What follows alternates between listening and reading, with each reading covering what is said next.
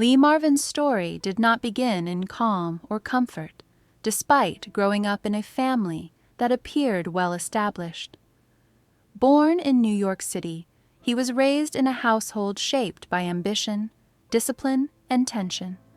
His father worked in advertising and had served in World War I, while his mother came from a respected Southern family with deep roots and strong traditions. Yet Marvin's youth was restless and rebellious. He struggled to fit into rigid expectations, clashing with authority and being expelled from multiple schools. That early defiance was not mere troublemaking. It reflected a personality unwilling to conform or soften itself for approval. Even as a young man, Marvin carried a raw intensity that hinted at the presence he would later bring to the screen. Those formative years were marked by instability, but they also forged resilience. Long before fame entered his life, Marvin had already developed the emotional armor and independence that would define both his performances and his private world. War, wounds, and a changed worldview. World War II altered the course of Lee Marvin's life in ways no acting role ever could. Enlisting in the United States Marine Corps, he served in the Pacific Theater, where he experienced the brutal realities of combat firsthand. During the Battle of Saipan, Marvin was gravely wounded by enemy fire, sustaining injuries that would affect him for the rest of his life. He was awarded the Purple Heart, a recognition that spoke not only to his bravery, but to the sacrifices he carried quietly afterward. The war left deep impressions, physical pain, emotional scars, and a sharpened understanding of mortality. These experiences stripped away illusion and sentimentality, giving Marvin a grounded, unromantic view of life. When he later appeared on screen as soldiers, outlaws, or hardened men, the realism audiences sensed was not performance alone. It was lived experience. Marvin had seen fear, loss, and endurance up close, and that knowledge became an unspoken foundation of his work. From survival to the stage. After returning from the war, Marvin drifted for a time, unsure of direction but unwilling to settle into an ordinary life. He worked various jobs, including manual labor, before discovering theater in upstate New York. Acting was not an escape for him. It was a natural extension of his presence. His deep voice, physical confidence, and emotional restraint made him compelling without effort. Marvin studied, performed, and learned the discipline of the craft, gradually transitioning from stage work to television and film in the early 1950s. His early screen roles were modest but memorable, often casting him as villains, enforcers, or soldiers. Even in brief appearances, he stood out. Directors noticed that he did not exaggerate toughness. He embodied it quietly. Marvin never sought glamour or polish. Instead, he brought honesty.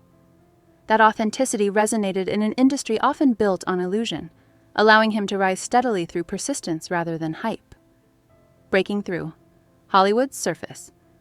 Lee Marvin's breakthrough came as audiences began to recognize something different in his performances.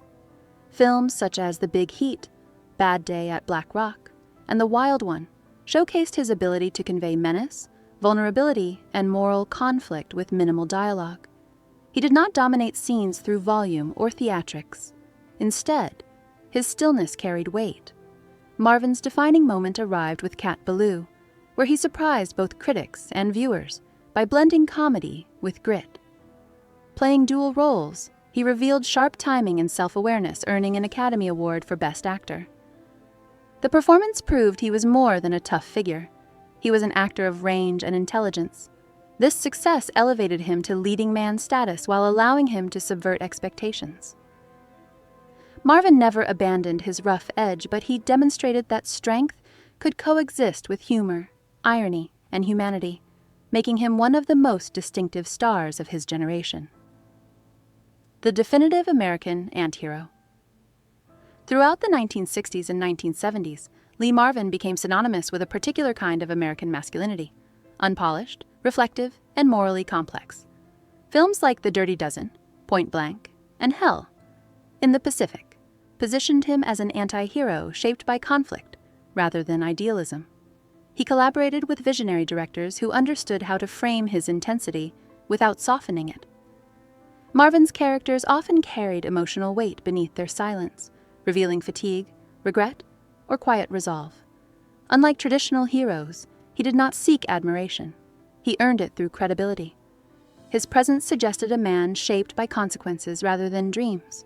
Even in lighter projects, he brought gravity that grounded the story. Marvin represented a turning point in cinema, where toughness was no longer theatrical, but lived in. He didn't symbolize perfection, he symbolized survival, and audiences recognized that truth immediately. A private man. Behind a public image, off-screen, Lee Marvin was known for his candor and resistance to pretense. He disliked Hollywood's artificiality and avoided cultivating a carefully managed persona. Those close to him described a man who valued loyalty, intelligence, and honesty above charm. He could be difficult, opinionated, and uncompromising, but he was also thoughtful and deeply observant. Fame never interested him as much as the work itself. Marvin preferred straightforward conversations and distrusted excess sentiment. While his lifestyle was demanding and often physically taxing, he did not romanticize it. He was aware of his flaws and made no effort to disguise them. That openness, though sometimes misunderstood, earned respect among peers who recognized his integrity. Marvin lived as he worked, directly and without ornament. His refusal to soften his edges made him distinct in an industry built on image, reinforcing the authenticity audiences sensed every time he appeared on screen. Love, marriage, and stability. Lee Marvin's personal life reflected the intensity of his professional one. His first marriage, begun during his early career, was marked by growth, responsibility, and eventual strain, as fame and work demands increased. Together, he and his first wife raised 4 children, and family remained important to him despite challenges. Later, his second marriage brought a measure of balance and continuity during his mature years. His wife provided steadiness as Marvin navigated both professional success and personal trials. Their relationship endured public scrutiny and difficult moments, yet it remained grounded in mutual respect. In his later years, Marvin often acknowledged the value of that partnership, crediting it with helping him find calm after decades of turbulence. While his private life was never free from complexity, it revealed a man capable of commitment, reflection, and gratitude, qualities often overshadowed by his rugged public image. Reflections on Cary Grant. When Lee Marvin spoke about fellow actors, his comments were typically thoughtful rather than sensational. Regarding Cary Grant, he expressed genuine respect for Grant's discipline, intelligence, and mastery of screen presence. Marvin recognized that Grant represented a very different kind of masculinity, refined, controlled, and meticulously crafted. Rather than diminishing that contrast, Marvin admired it. He understood that Grant's elegance required its own form of strength and self-awareness. Marvin often noted that Grant possessed a rare ability to command attention effortlessly, a quality few actors ever achieve. Their differences reflected 2 valid paths in Hollywood, one built on polish and precision, the other on raw realism. Marvin never framed the comparison as rivalry. Instead, he acknowledged that each approach spoke to different truths about human experience. In his view, authenticity took many forms, and Cary Grant's was simply expressed through restraint rather than grit. Final years and lasting legacy. In his final years, Lee Marvin continued working despite declining health, carrying himself with the same quiet resolve that defined his life. Illness gradually weakened his body, but not his spirit. Those close to him observed that he faced adversity without complaint, maintaining humor and independence, even as his strength faded. Marvin passed away in 1987, leaving behind a body of work that reshaped expectations of what a leading man could be. He was not polished or idealized. He was believable. His performances endure because they feel lived rather than performed. Marvin represented a generation of actors who brought truth to the screen through experience, restraint, and emotional honesty. His legacy is not simply one of toughness, but of authenticity.